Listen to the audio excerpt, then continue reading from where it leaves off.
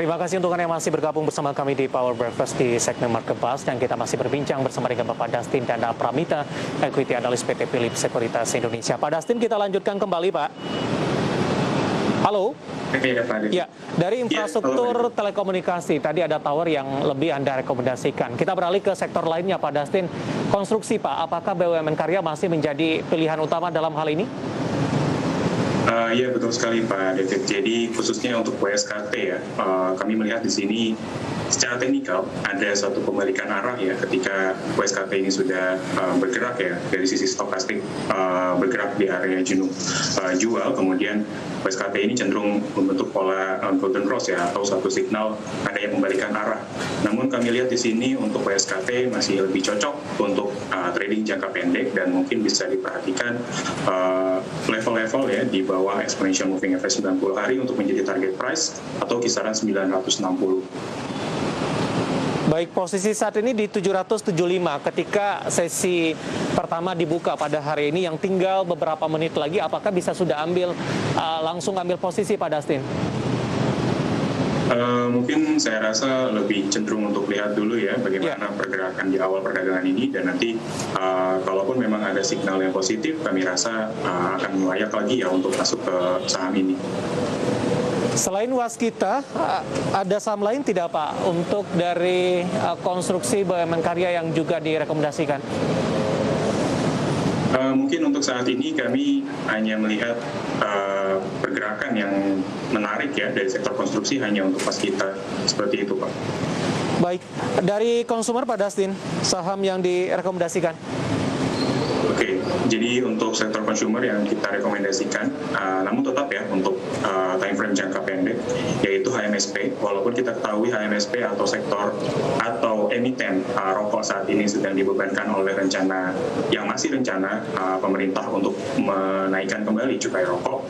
Namun kembali dari segi teknikal, kami lihat di sini ada satu hal yang menarik dari HMSP, di mana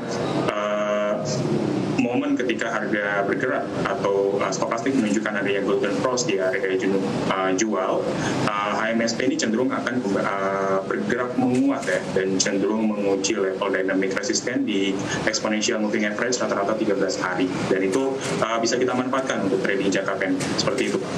Baik, untuk pre-opening Pak Dustin, HMSP posisi saat ini bergerak di zona hijau di 980, menguat di 0,51%. Mungkin entry level Pak Dustin yang mungkin bisa diperhatikan Pak? Ya, mungkin untuk entry level yang saya sarankan ya, mungkin ada di 975, dan mungkin kalau kita bahas tentang target price, untuk yang pertama mungkin di 1020. Baik, bagaimana dengan gudang garam Pak Dustin?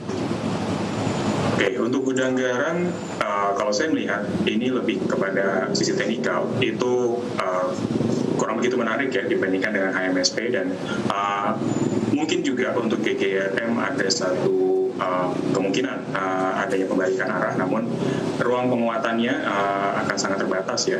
Namun untuk HMSP ini, ruang penguatan kami rasa akan cenderung lebih luas lagi atau lebih lebar dibandingkan GGRM. Baik, dan lebih direkomendasikan HMSP dari sektor konsumer. Ada saham lain Pak di luar dari HMSP untuk konsumer yang direkomendasikan, atau hanya HMSP saja dalam hal ini Pak Dustin? Ya, mungkin untuk consumer saat ini hanya untuk HMSP ya, karena memang melihat dari momen teknikal seperti itu Pak. Baik Pak Dustin, aktivitas perdagangan di sesi pertama sudah dibuka. Saya akan sampaikan bagaimana pembukaan indeks harga saham gabungan sampai sejauh ini. Pemirsa, 1 menit pasca pembukaan, indeks harga saham gabungan tadi dibuka di zona hijau di 6.114,667. Sementara level tertinggi sampai sejauh ini di 6.135,259.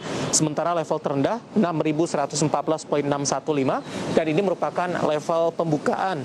Indeks harga saham gabungan lebih cenderung mengalami penguatan. Posisi saat ini di 6.133,490. Sementara secara persentase mengalami penguatan di 0,39%. Pak Dustin, bagaimana Anda melihat dengan posisi pembukaan indeks harga saham gabungan di sesi pertama hari ini Pak? Dibuka di zona hijau dengan posisi saat ini 6.133 dari posisi pembukaan 6.114 Pak Dustin.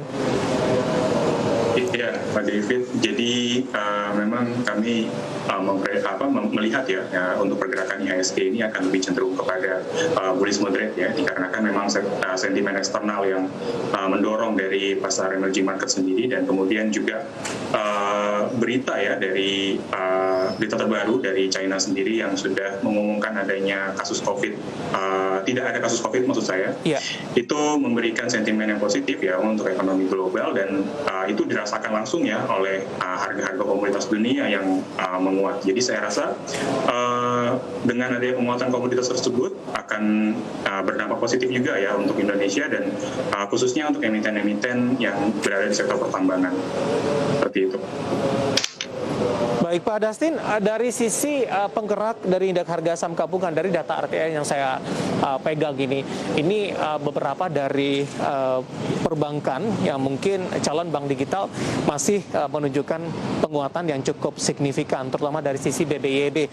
Bagaimana Anda melihat tadi lebih direkomendasikan untuk trading jangka pendek saja, strategi trading untuk saham-saham perbankan ini yang merupakan calon dari bank digital?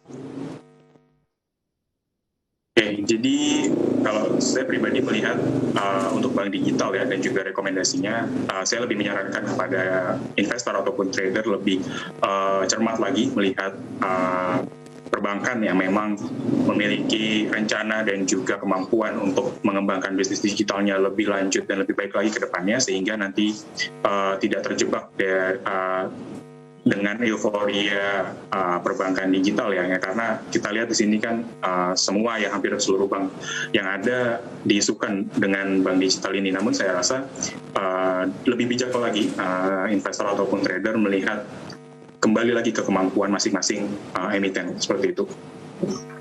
Untuk meminimalkan risiko ketika trading di saham-saham ini, apakah lebih kepada untuk trading jangka pendek saja Pak, dengan pengawasan yang cukup ketat begitu dari para investor?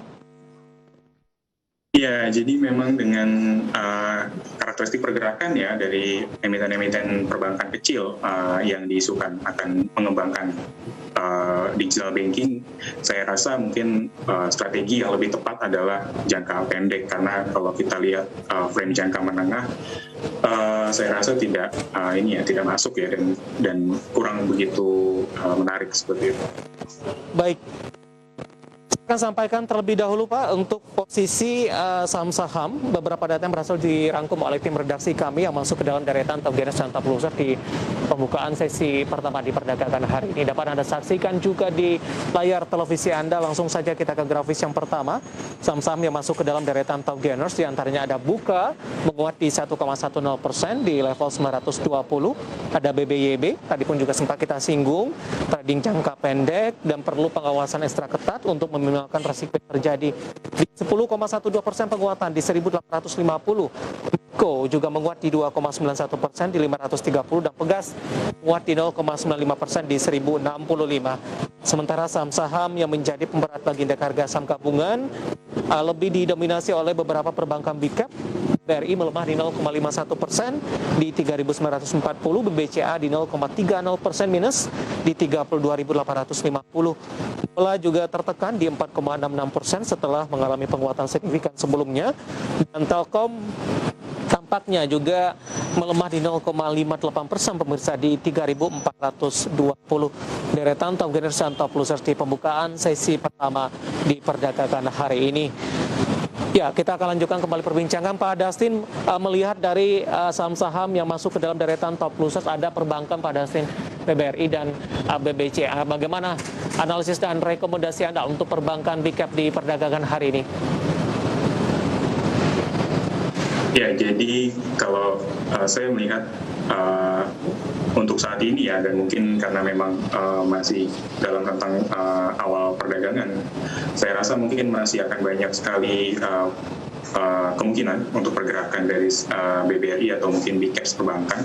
Namun kalau saya lihat baik dari segi teknikal ya, memang terutama untuk BBRI saat ini sedang konsolidasi atau menguji level resistennya, dan itu akan cenderung terkoreksi ya, mungkin untuk sesaat.